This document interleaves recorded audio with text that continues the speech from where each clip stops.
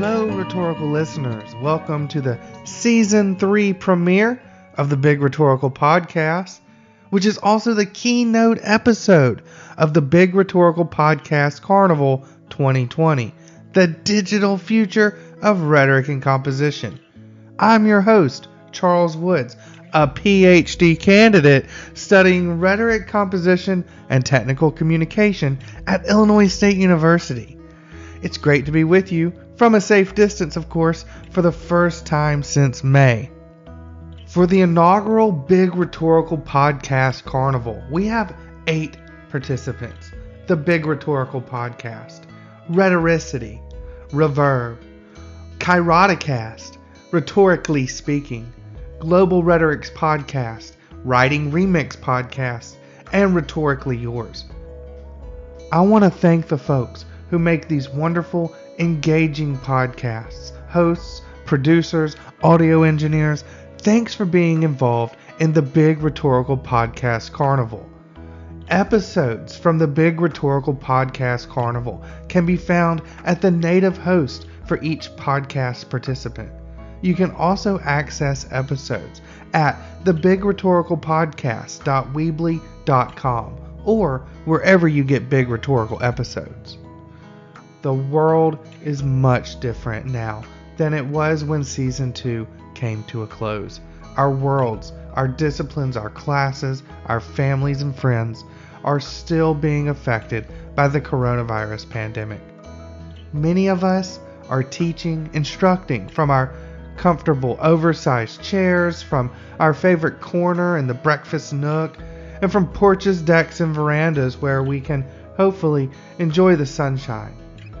Others of us are battling issues of reliable and affordable childcare, access to dependable technology, and continuously changing institutional protocols while trying to maintain some sense of normalcy in a world that is anything but normal. Some of us are concerned about where we're going to live. I'm lucky that my classes are online this semester. I believe that classes that can be online should be online until a vaccine is available. Hopefully, that will be sooner rather than later. Our world is much different now than it was when Season 2 came to a close because of COVID-19, but also because our country and the world appears to be reckoning with the racist, patriarchal systems on which this country was built following the murder of George Floyd. The Big Rhetorical was on hiatus over the summer, but firmly believe Black Lives Matter. We stand with the Black Lives Matter movement, condemn racism, and will continue to use this platform to deconstruct the matrix of oppression perpetuated by racism, sexism, ableism, etc. in our cultures. Protests to end racist police violence against oppressed bodies continue on in cities across the country today. One method of deconstruction has been the removal of Confederate monuments and memorials, including in my hometown of Birmingham, Alabama. In fact, the high school I graduated from, Pelham High School, is named after Confederate officer John Pelham. Dr. James Chase Sanchez has devoted his scholarship and his creative endeavors to studying various forms of protest.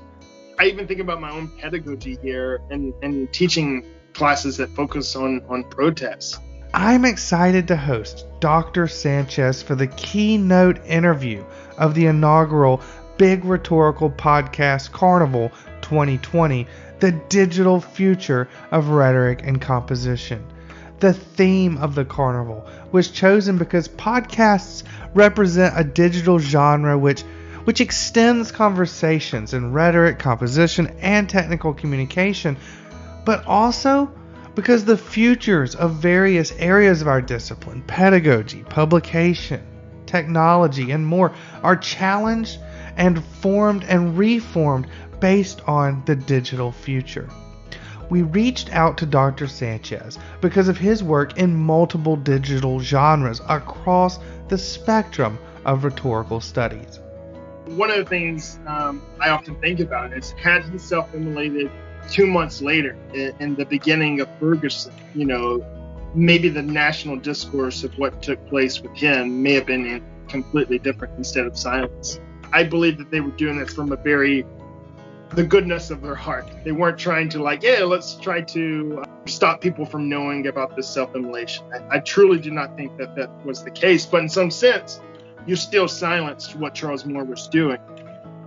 James Chase Sanchez is assistant professor of writing and rhetoric at Middlebury College in Vermont. His research interests are in cultural and racial rhetorics, public memory, and protest, and his research has appeared in College Composition and Communication, Pedagogy, Journal of Contemporary Rhetoric, and Present Tense. Sanchez currently has 2 books forthcoming, a co-authored manuscript titled Race, Rhetoric, and Research Methods, and a single-authored manuscript tentatively titled Salt of the Earth, Rhetoric, Preservation, and White Supremacy. The latter manuscript is based upon a documentary Sanchez produced, Man on Fire, which won an International Documentary Association Award in 2017 and aired on PBS via Independent Lens in 2018. Lastly, Sanchez is finishing production on a second documentary titled In Loco Parentis, which focuses on an elite New England boarding school with a history of covering up sexual assault. I hope you enjoy my conversation with Dr. James Chase Sanchez.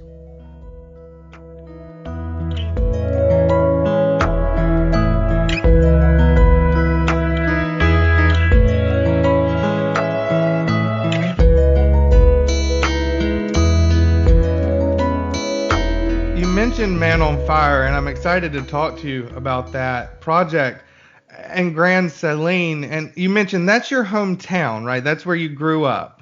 Yeah, so that's where it's sort of funny. I call it my hometown. I went to school there from 7th grade through my senior year, so half of my education. Some people in Grand Saline, when I started this work and was calling it my hometown, there were some public comments of oh, he was only here for half of his education. This isn't his hometown. But yes, I refer to Grand Saline as my hometown. How far away or how close is Grand Saline to Tyler, where you got your BA and your MA? Yeah, that is probably about between 45, 50 minutes or so. And Tyler is a town of, well, we'll see with the new census, but they're probably about 120,000 people or so. So that was the big city, quote unquote, growing up in Grand Saline in East Texas. So what was your experience like at Tyler? I guess you were there for both your BA and your MA. Yeah, so it's really interesting, especially when I moved there. I became best friends with a black man from Van, which is a town 10 miles south of Grand Saline.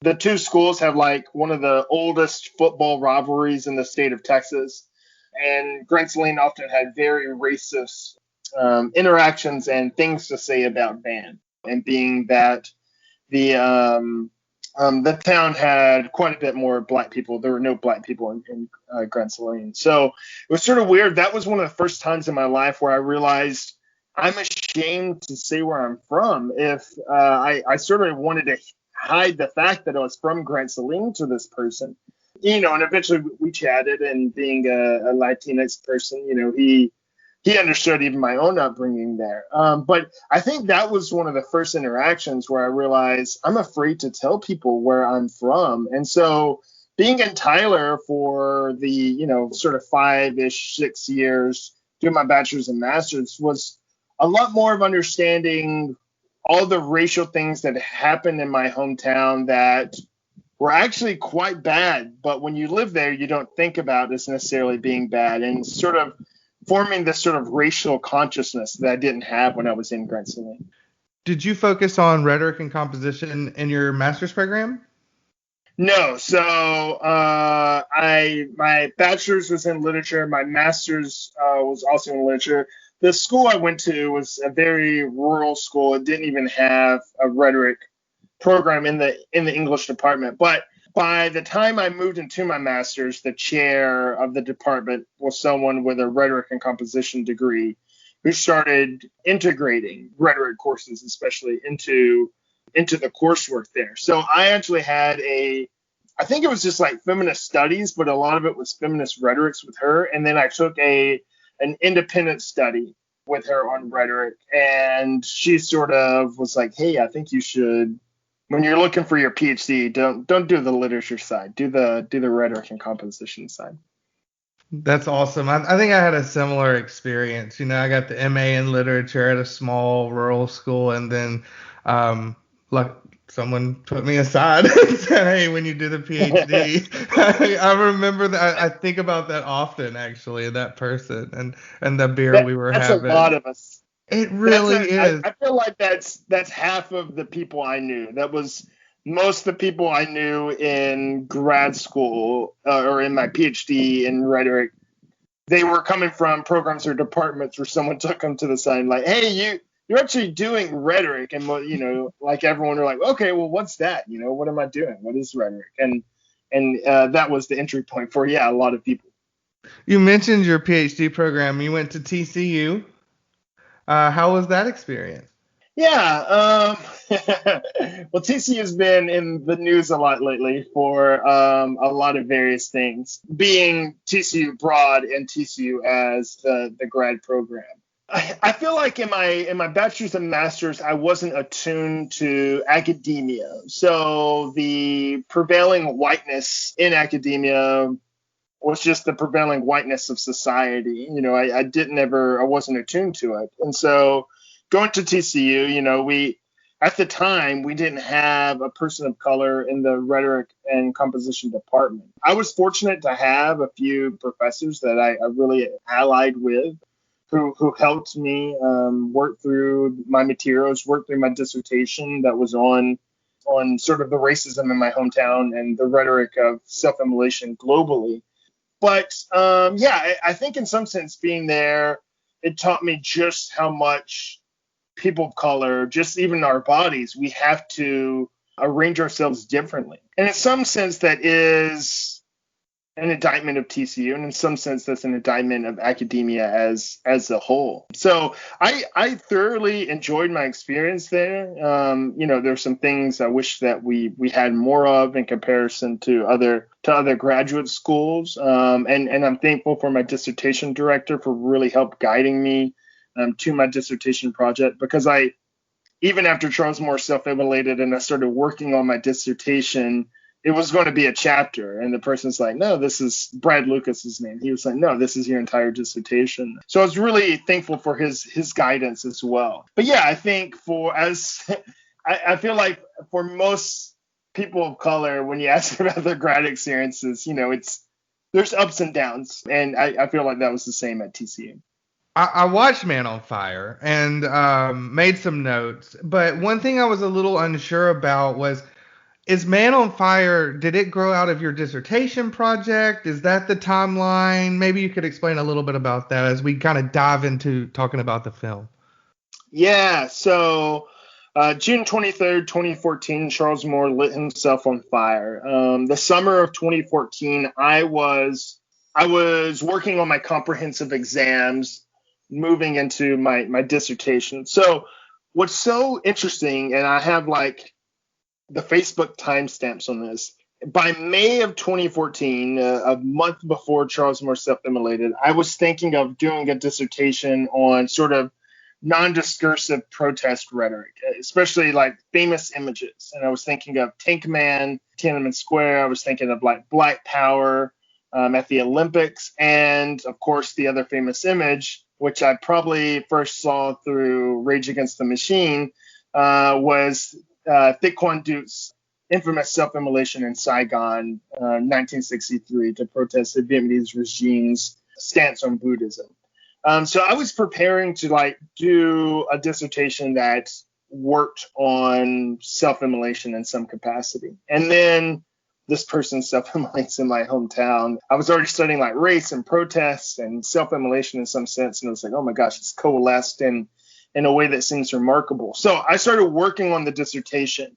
I made it my project. And by the summer or the fall of 2015, I had already had like probably a couple of chapters in the works. And I had a good friend, a lecturer at TCU named Kristen Lacefield. She one day, just in the fall, it probably was November, which is fall in Texas, that's when fall hits. Right. And I was walking to my car. She stopped me and said, hey, I know this director friend who he lives above my boyfriend in Austin, which is about 3.5 hours south. And he does this amazing cultural work. He's won, awards. He's screened at many film festivals. And I was telling him about your dissertation project, and he was really interested in that. The funny thing is, she asked, like, hey, do you want me to get in contact with him? And I always imagined this as a film. But at first I was like, I want to make the film. So I was like, no. And then I went home that night and I was like, I don't know how to make a fucking film. Like, of course I want to talk to this person. So we jumped on the phone in November 2015. We chatted on the phone for like an hour and a half or 2 hours one day and immediately bonded. And so the dissertation project sort of was the exigence for the documentary, along with the Texas Monthly article titled also Man on Fire that came out in December 2014. One of the reasons I wanted to talk to you was because I felt like Man on Fire as a film, right, growing out of your dissertation, in many ways represented the digital future of rhetoric and composition, right? So I want to kind of get into that, talking about Man on Fire, but what do you think about how that might represent the digital future of rhetoric and composition? Yeah, I'm a big, and I say this as someone who's just, I've worked on this one film, and now I have 3 other projects, and I'm working on at various stages right now. But so I was going to say, as a filmmaker, and I'm like, I still feel weird being like, I'm a filmmaker, that it doesn't feel right. But I feel like that is this sort of next evolution of what we're doing is in the field. I feel like over the last 20, definitely 10 years, we see so much of this bridging between the analytical and the makers. And, I remember, I can't think of his name right now. It's going to upset me that I can't. He's at the University of Virginia. I believe he graduated from Clemson. He did his dissertation that was a rap album. There's other people doing of course, we do these video essay sort of works, but there's people like Alexander Hidalgo at Michigan State who's also doing documentaries. And so I feel like this is going to be a shift. Is we've been doing the analytical for years, and we are primed to be terrific at the making. We know about effect. We know how to think about these issues in terms of film, in terms of music, in terms of storytelling in general. And I think we're going to see a shift where not only are more people in rhetoric and composition going to be quote unquote makers, but we're also going to see a shift in that departments and or colleges and universities will be more accepting of makers as well. And that was one of the things just for me personally, when I was on the job market, I was talking to different schools about, by that point, Man on Fire was just this independent film.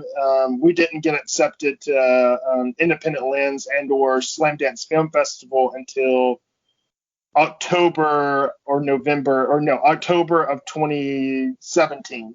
I was on the job market the fall of 2016 and spring of 2017. So we knew nothing of this film and where it was going to go. But Middlebury, for instance, already had a position in place that scholarly and creative work both count towards tenure. And that was immediately, this is the place I want to be. If I don't even have to make the case. You're already telling me you accept this and you accept my work. And I think there will be other schools who do that in the future as well.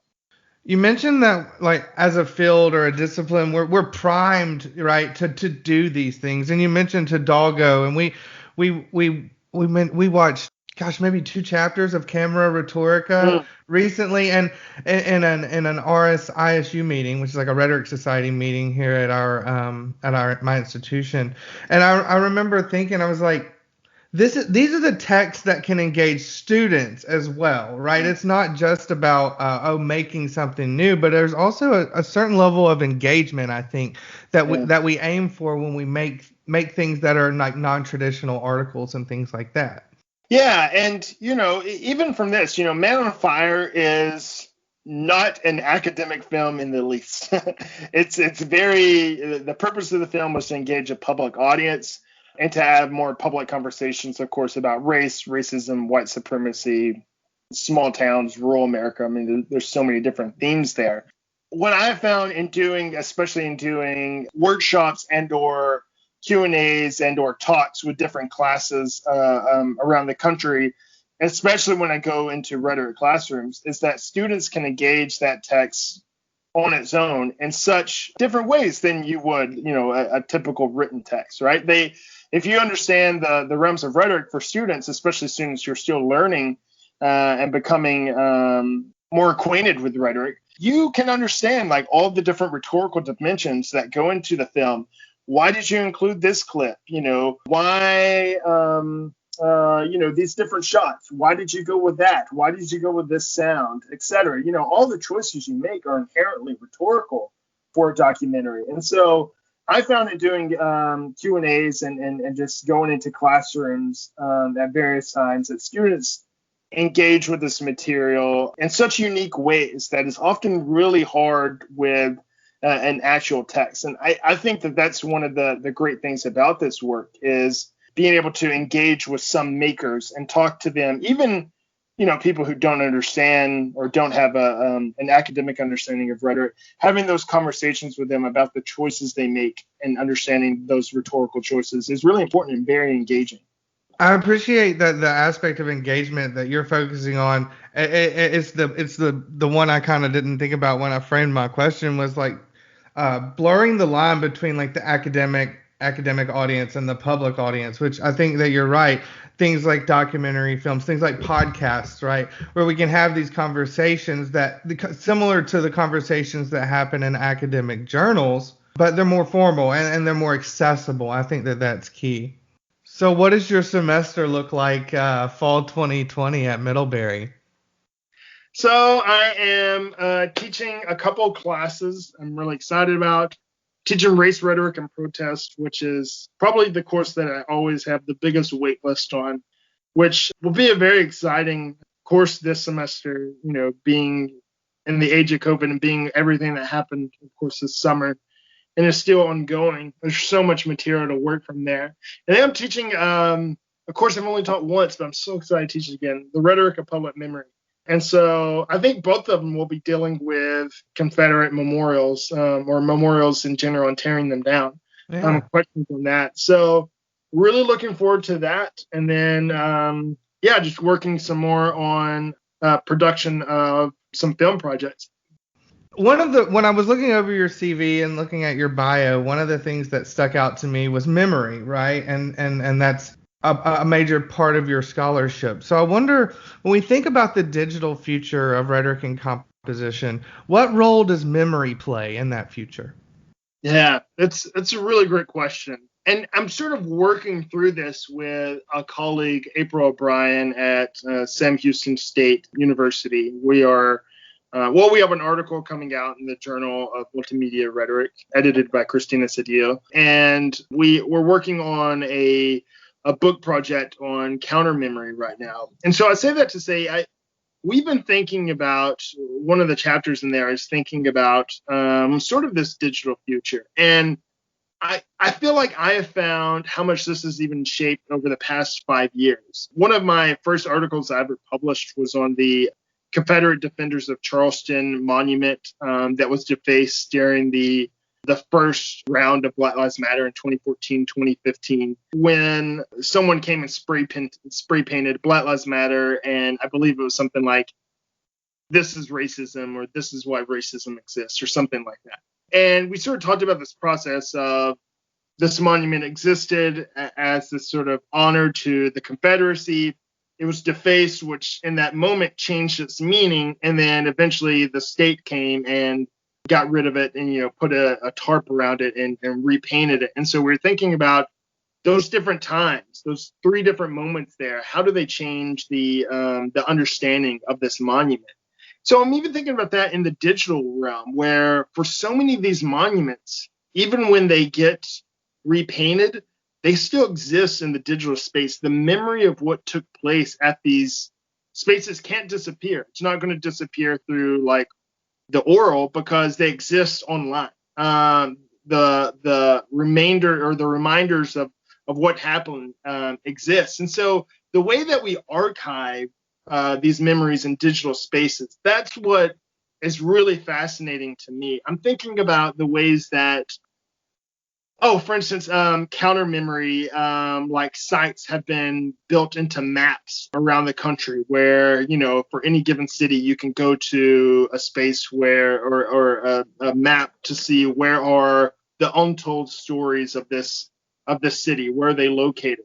I'm thinking of the ways, of course, that different actions where the state is trying to sanction something, the way that, of course, you can archive those different iterations of whatever it is the state is trying to erase. Those will always exist in the digital form. I think when we first think about technology and memory, or the digital memory, we think about how, and I've read articles about this, about how memory is as least important as ever, right?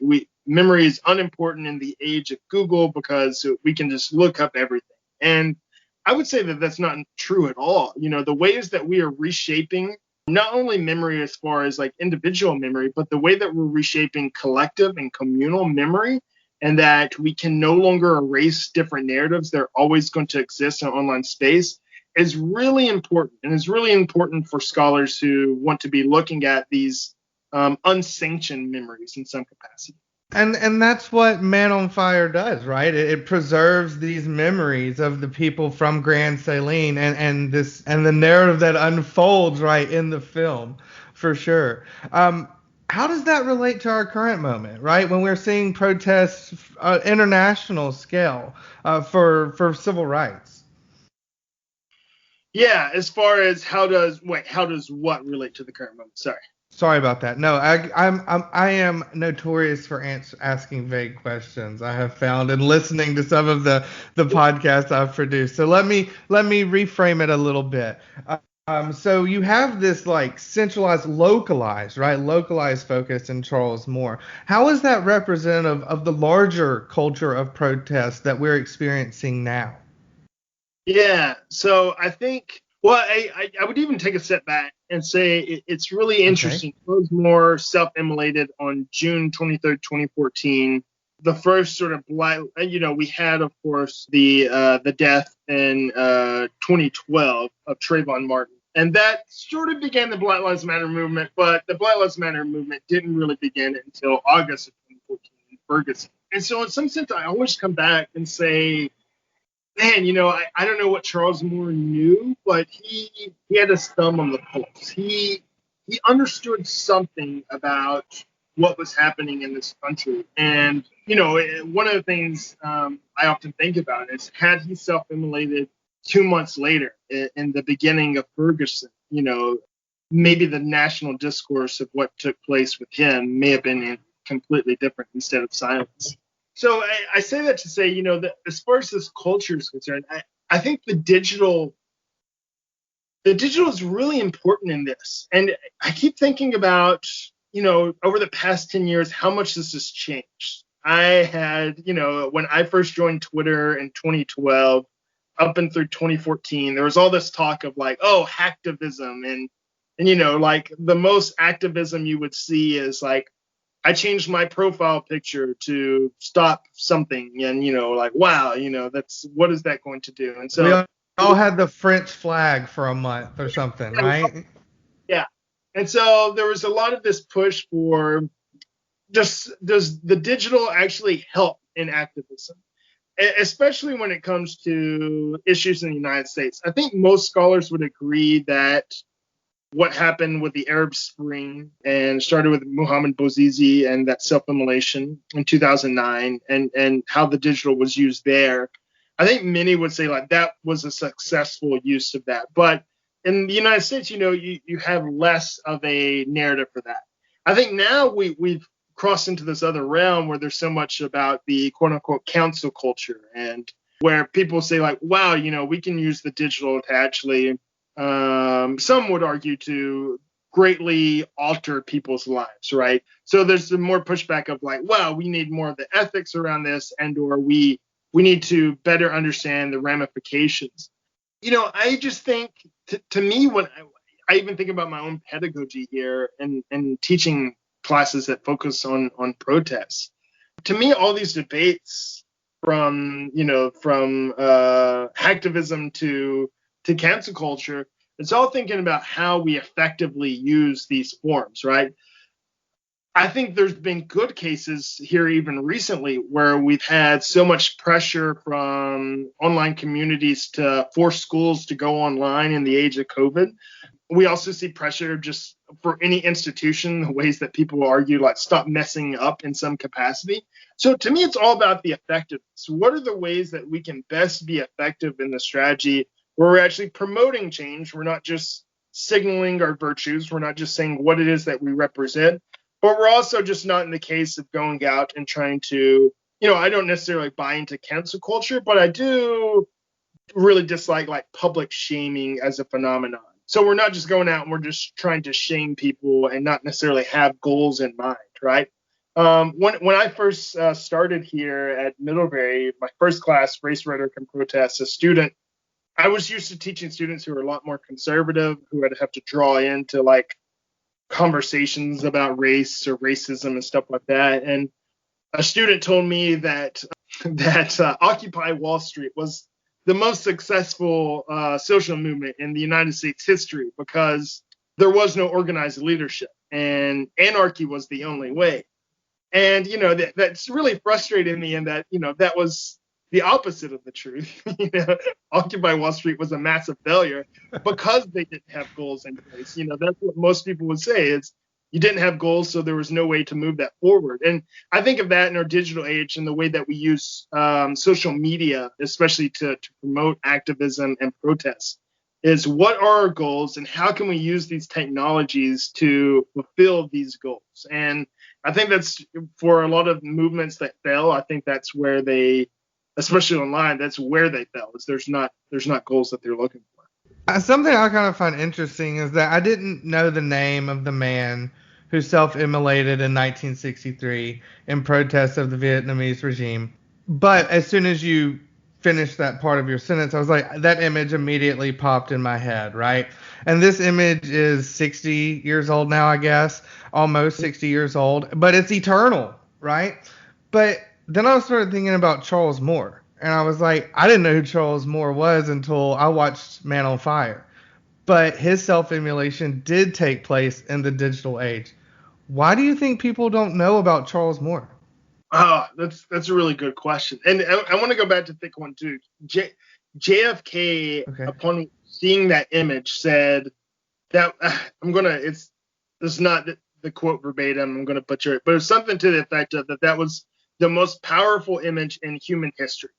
He said something along those lines, which I think even now holds true for a lot of people who see that. And it's because of that dual state of we see this flame overcoming a person's body and that you have visceral reaction to the pain, but you see Thick Quan Duc in this very peaceful state. He seems accepting, and that dichotomy of how can both of these be true at once is hard for people to understand. And in David Hobstrom's Making of a Quagmire, he writes about that so eloquently. Yeah, I think it's two things when it comes to Charles Moore.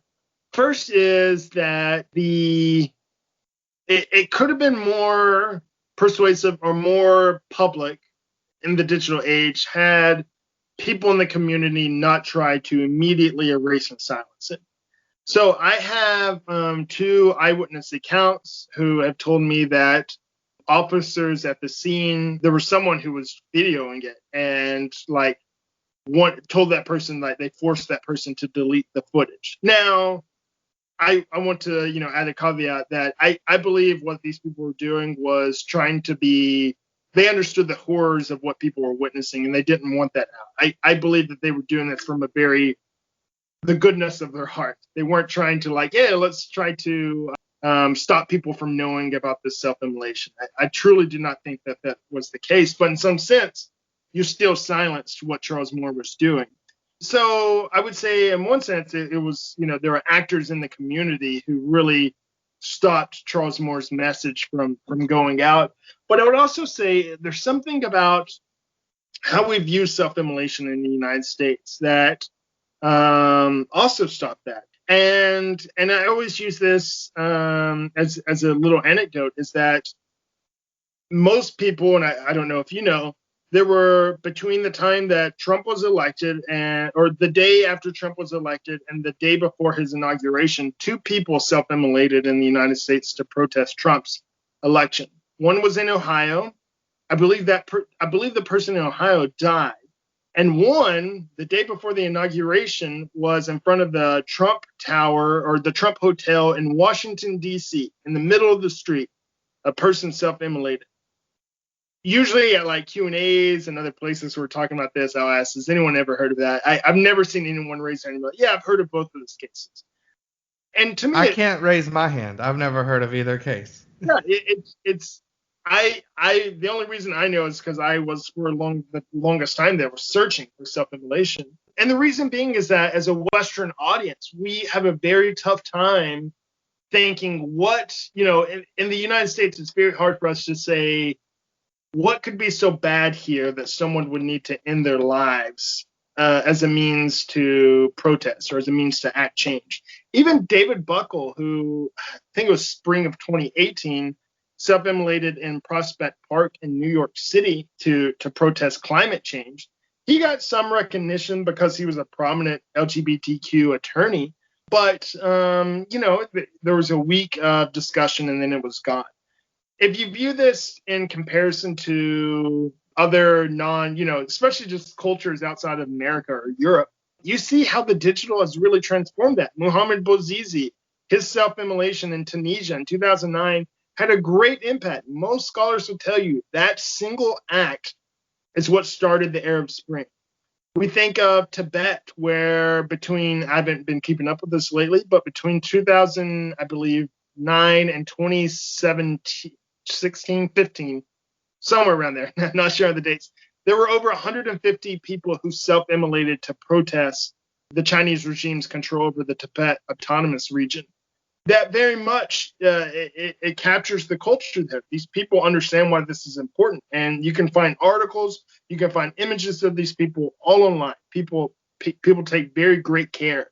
They memorialize these people. So you see this in other countries. And I think it's because we view those problems as or those people accept that that's a persuasive way to try to enact change. And that gives it some of this gravitas. But yeah, in the United States especially, when people commit to this act here, it's very much, the ableism that comes about and, they have to be crazy or insane, quote unquote. We can never take it at face value. So I would say the audience changes greatly, but the ways that those are able to spread digitally in other places is quite different because of the audiences in these places.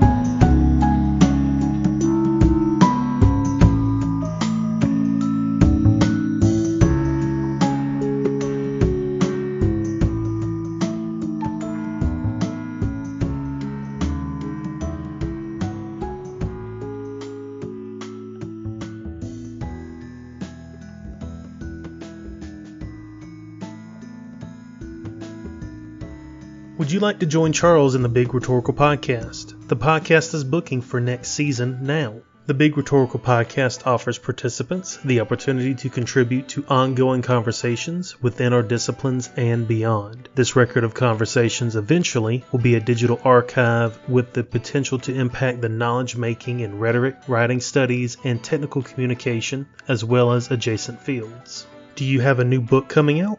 Are you hitting the job market this cycle? The Big Rhetorical Podcast wants to talk to you.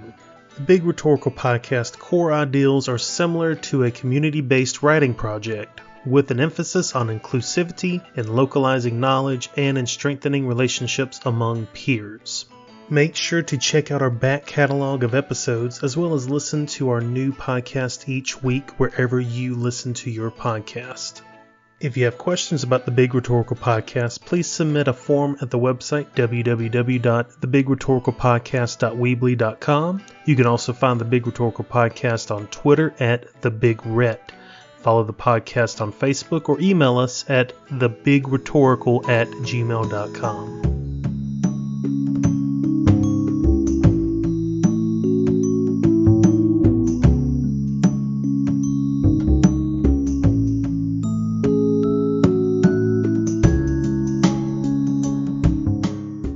I want to shift gears a little bit, if that's okay with you, and kind of talk a little bit about pedagogy and the digital future of rhetoric and composition in terms of our pedagogy. My first question is about, my first thought is about production and how do we teach the production of different digital genres. Now, we've been doing that in classrooms forever, right? This isn't new. Teaching podcasts, teaching film, but also there are hurdles that we have to acknowledge. Technology hurdles, accessibility, and things like that. So, how should we think about approaching teaching these different digital genres in the classroom? Maybe even if we were to bring a film like Man on Fire into the classroom. Yeah, it's really, I often have my students do, especially for their final projects, do something digital. I usually don't tell them exactly what to do, but the typical go-tos are podcasts and filmmaking or video essays in some sense. So I would say a few things. One is accessibility is such a huge issue. I think of that in that I'm at one of the most privileged schools that you could possibly be at in the United States. As far as I don't have to worry about students having a laptop, even students having access to certain programs, etc. Like they have it all, which is really great. So when I say like, hey, I want you to create some digital project, final project, there's no question that there aren't people or that everyone in there has access to the right materials to be able to do that, which is really fortunate, but that is not the case at most schools around the country. And I definitely want to acknowledge that.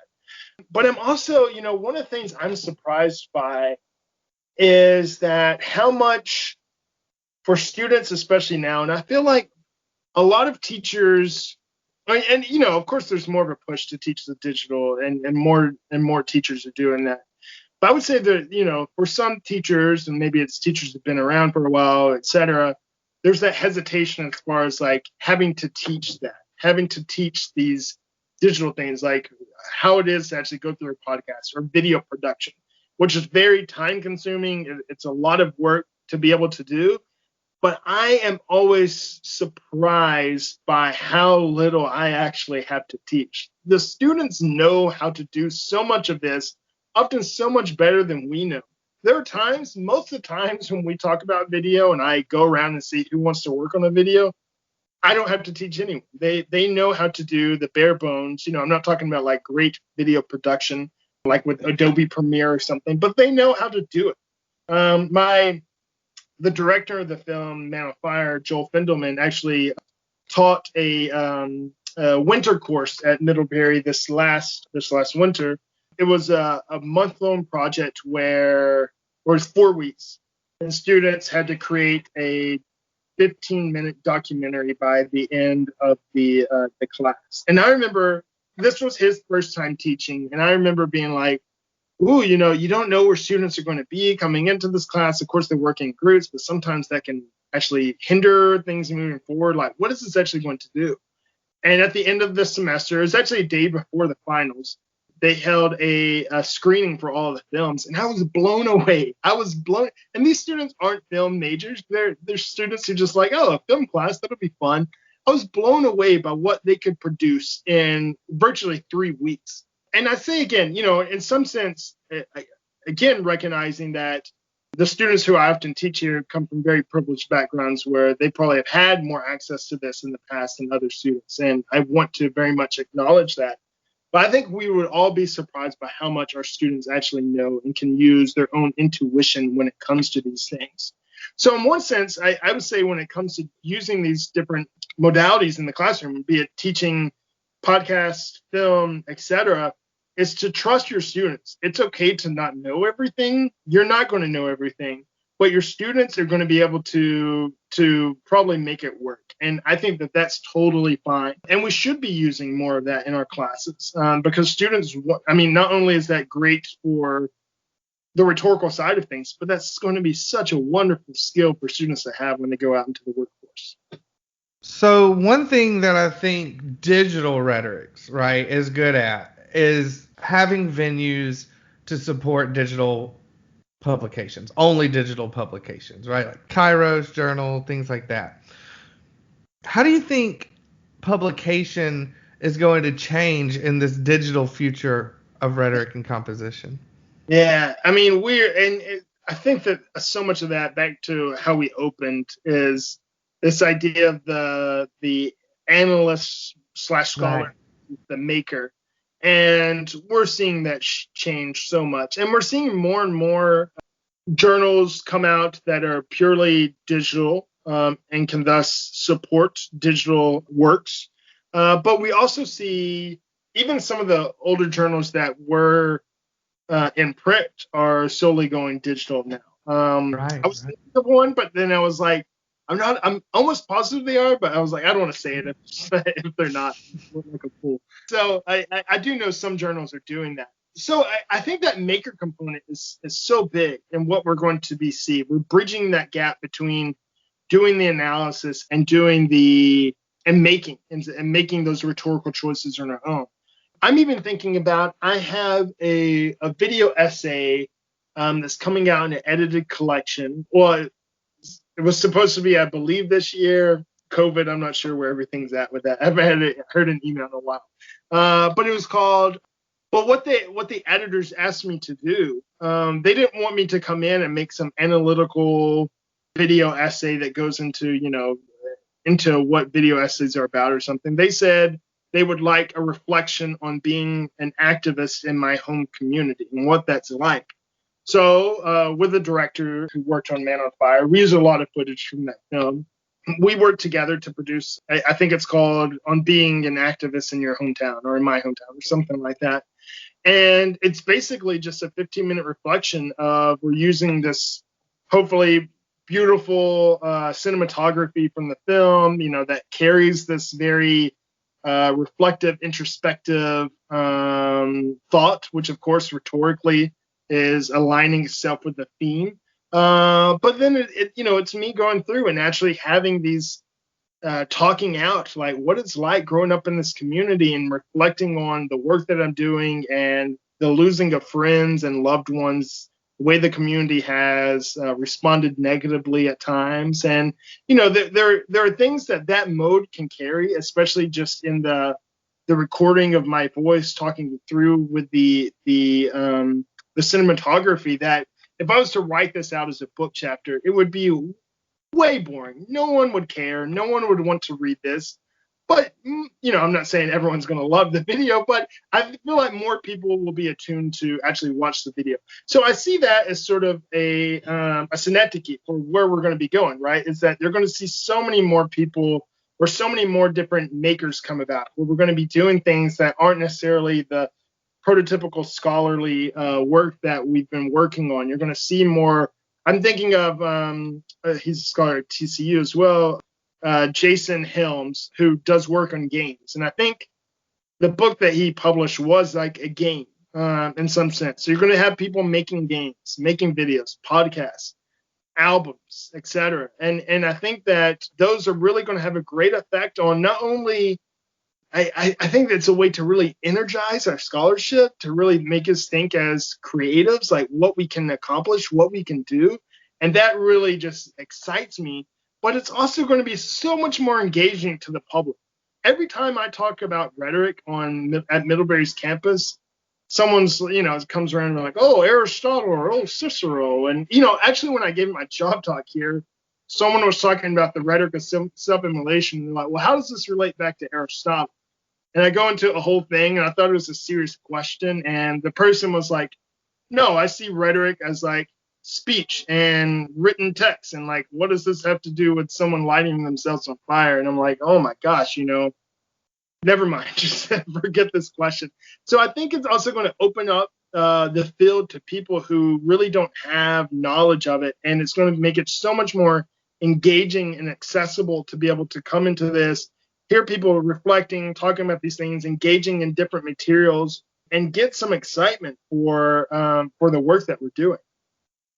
So I've got a few quotes from the film, and I was wondering if we could play or do a rapid fire where I read the quote and maybe you give us some thoughts either on the quote generally. You can tie it to the future of Retcom if you want to. Does that sound like a plan? That idea. Let's do it. Okay, so here's the first one. All we know about history is what a historian tells us and what is perpetuated by the culture. Yeah, that's such a great quote because it's one of those self-owns that the person thinks they're being very clever or that they're being really intelligent in that moment, and really they're owning themselves because the culture of Grant Saline, they're trying to say that there is no racism here, but the culture of Grant Saline perpetuates that racism. And so, yeah, of course, I mean, this helps us think about what we know is just what a historian tells us. We think about biases and how it shows up in scholarship and histories all the time, in our textbooks especially, and how counter memory is even challenging that in some capacity. So that's a great quote it's a really great self-own, I would say. Okay, let's try another one. When words are no longer enough. Oh, that is Charles Moore's stepdaughter-in-law talking. And it's funny. I wonder if I'm going to be able to know exactly who is saying each one. It's Charles Moore's stepdaughter-in-law talking about why he decided to die. He did all this great writing over the years, but his words were no longer enough. And oh my gosh, if that just doesn't connect to what we're talking about with the digitals, right? Is that in so many capacities we think about language and the discursive forms and how it has an effect on people, but on some intrinsic level, just the non-discursive, the way image and cinematography and music, etc., has that impact. Sometimes it's so much more weighty than words can ever have. And so, yeah, I think that's a phrase that could be used for our digital future. I agree 100%. Okay, I got a couple more here. We got a black president. The whole country got it. So that was the interview with BR, who is it still is the editor of the Grant Saline Sun newspaper. His entire interview was an hour-long interview, and it was just an hour of just hearing the wildest things. It was the most, as a viewer, it was the most incredible interview. When I was really thinking about the film, I was like, wow. And he also has one where he says, we don't celebrate Hitler because he committed suicide, and you're just like, what is that? That doesn't mean anything.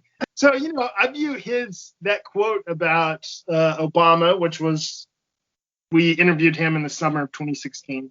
I view that quote as just, that is emblematic of what we would call colorblind racism, right? That is like the stereotype of colorblind racism. We had a black president, thus racism is dead. We don't have to talk about this anymore. And, I think of that in terms to, of course, what we see now. I mean, it's so hard for most racial scholars to say that, well, that didn't die with Obama in 2008. But then we look at what happened after 2016's election, and you're just like, oh my gosh, it's gotten even worse or more out in the open. So it's very emblematic of colorblind racism. Okay, two more. He was mentally unstable. Sounds like a Democrat to me. Yeah. I mean, well, two things there, right? Just the ableism that comes with this, and the way that for so many people, it's so much easier to just say this person has to be quote unquote crazy or insane or other derogatory things as a means to not have to deal with the reality of what took place. And that was most of the people we interviewed there. They would say he was crazy, and you'd be like, well, did you read his letter? Did you look at this? Did you read the article in Texas Month? And they'd be like, no, I don't have to read any of that. Anyone who would do that would have to be crazy. And just like, that is not true at all. Would you say Bitcoin dude's crazy, et cetera?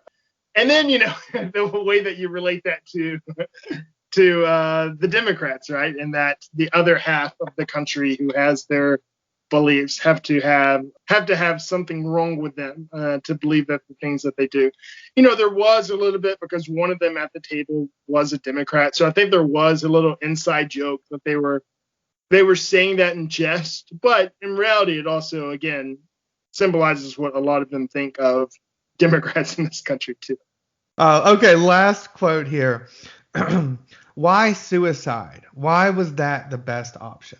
That is the fundamental question when it comes to this project, is, was that the best option? I think so many people, and I fundamentally get it. They would say, well, like, he could have marched up and down the street with a sign.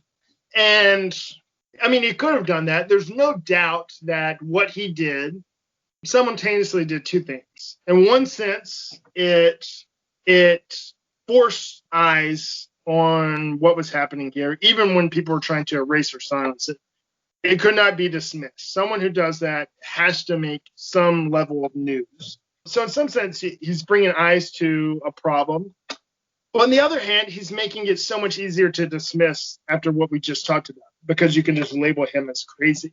So what I always tell people is, you can absolutely be critical of the act that Charles Moore chose, because it's very easy to think that he maybe was misguided in what he would achieve from that. I think that's a very acceptable conclusion to draw. But you can't just use that conclusion to assume that he had some mental illness in some capacity. But yeah, I always think of it as the opposite. To me, it's less of why was that the best option, but is there anything that I care about enough in this world that would make me want to give up my own life for that cause? And I care about a few things, and the answer to that's probably no. Hell no. I can't get to that state.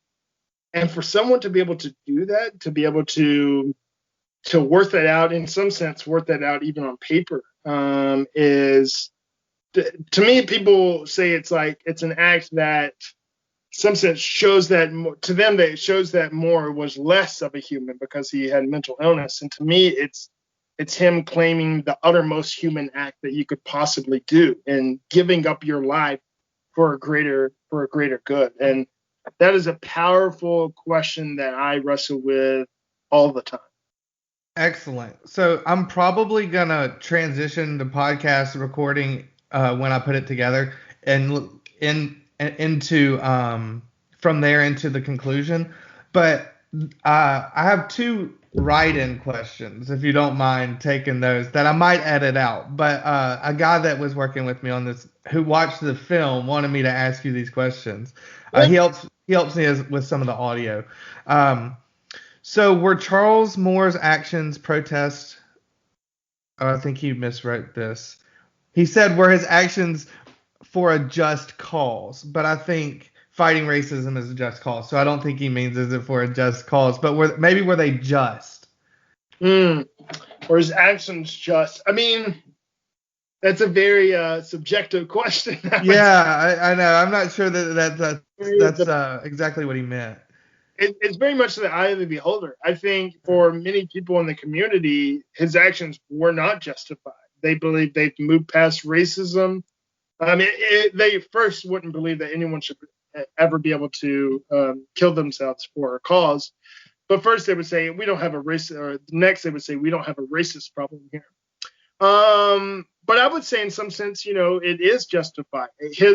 In his letter, he claims he wanted to do it on June 21st, 2014, which would have been the 50-year anniversary of the Philadelphia, Mississippi murders of, I'm going to mess up the names, Cheney, Schwerner, and Goodman, I think, who were killed during Freedom Summer, trying to register people to vote, black people to vote, brutally murdered. And he wanted to give up his life sort of in honor for them, in that he very much loved the justice they were seeking and viewed himself seeking justice in a different way. And so in that sense, I completely understand it and believe that he thought what he was doing was justified. There wasn't he may have been misguided in what he chose, but he wasn't misguided in what he believed or what he was trying to do to change. He very much was very clear on that. So I'm just not sure if this will be public or not at the time, but I'm Okay. so this may not, because when will this air? Is 2 weeks? Is that correct? August 27th. Okay, so a little over 2 weeks. It may be public by then, but if it's not, I might just shoot you an email. The biggest thing that I'm working on that I'm super excited about is I've been working on In Loco Parentis, which is a documentary that's looking at the cover-up of sexual assault and rape at a New England boarding school. And it's looking at some big questions there. Why, especially asking questions of the school, it had hundreds of occasions where they could have stepped out and say, like, hey, we're actually going to help our student survivors here. And every time they decided to protect the institution. So why do they always protect the institution over students, which your number one job should be to protect students, right? It's Right. bizarre. Why did they do that? And then now that it's coming out now that there are reports about this now and you're acknowledging it, is reconciliation possible? And if so, what can be done? And so we've been interviewing survivors of this project, talking with people who believe the survivors are lying. We're hopefully going to interview some of the predators as well. And that the project's coming along really well. Congratulations. That's exceptional news. Excellent news. And perhaps a new future a new digital future of rhetoric and composition, right, in that film. In many ways. What else do we need to talk about before I let you go enjoy your afternoon here? But are you comfortable talking about the book now, or do you want to wait? Oh, yeah, no, we can easily do it now. Okay, cool. What's the name of your book? So This book. I know you have multiple. You're a busy guy. Try to stay busy. So this is Salt of the Earth, Rhetoric, Okay. Preservation, and White Supremacy. So this is partly based upon the documentary Man on Fire, but of course it's way more academic. So this is looking at it's laying the foundation for what do we do when we have white supremacist cultures in the 21st century. How do we better understand these cultures, especially these implicit practices that many people in the community wouldn't label as white supremacists? So what my argument focuses on is that I'm less concerned with the explicit acts of white supremacy. And I maintain that if we can work to analyze and sort of decode in some sense the implicit practices, we can, in some sense, hopefully work to dismantle white supremacy. So in my hometown of Grant Saline, I label 3 different acts, how they maintain or preserve white supremacy. The first is assimilation, and that it forces non-white bodies to assimilate into white culture. The second is what I refer to as hegemonic storytelling, which is ways that these people tell these stories of Black victimhood and of the KKK and lynchings and of being a sundown town. They often tell these as jokes or as just history. But in actuality, it's preserving their ideology of what they think of, especially Black people, but minorities in general. And then lastly, the way that the community silences any racial objectors or any dissenters. So be it Charles Moore, be it the newspaper editor who wrote a story about Charles Moore and was fired from her job, and be it, sort of my own work on my dissertation and the film. So I use those three acts to show how this community sort of preserves white supremacy, and sort of argue that hopefully we can look at other communities and see the ways that they do that as well. Thank you so much for inviting me to do this and for asking these great questions. It's been fun talking with you. Thank you for accepting the invitation and taking part in the podcast carnival. I'm sure listeners are getting a real treat to hear you speak, James. So thanks so much. Yeah, have a good one.